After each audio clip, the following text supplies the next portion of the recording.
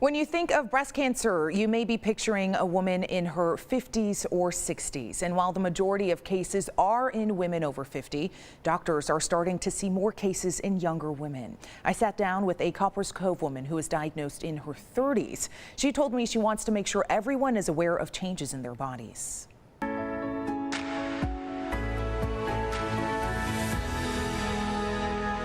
You never think it'll happen to you until it does. I mean, I was young. 1 in 8 women will develop breast cancer, and most cases are in women 45 and up. About 9% of new cases of breast cancer in the U.S. are found in women younger than 45. Amber Gorman was one of them. I just found a lump. Gorman says she felt something in her right breast and knew something wasn't right. So it was big enough to feel.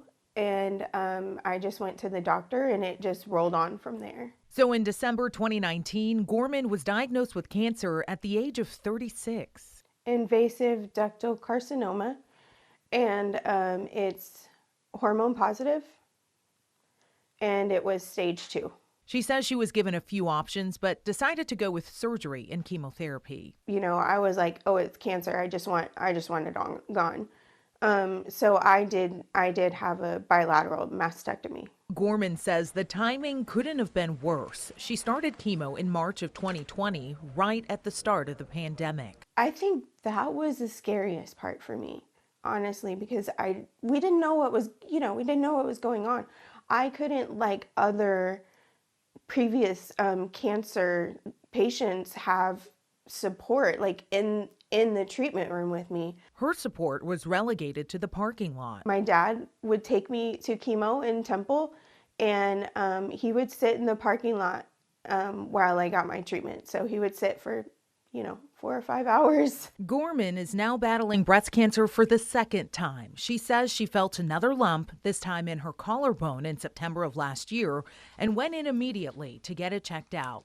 She says we should all be proactive about our health. Everybody needs to be aware, and not just women, not just people in their 40s and 50s.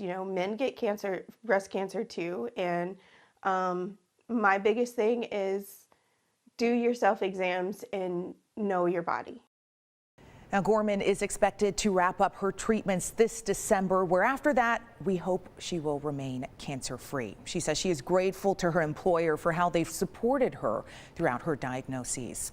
And don't forget, at the end of the month, the Texas Today team will participate in the Susan G. Komen More Than Pink Walk, and we would love for you to join us.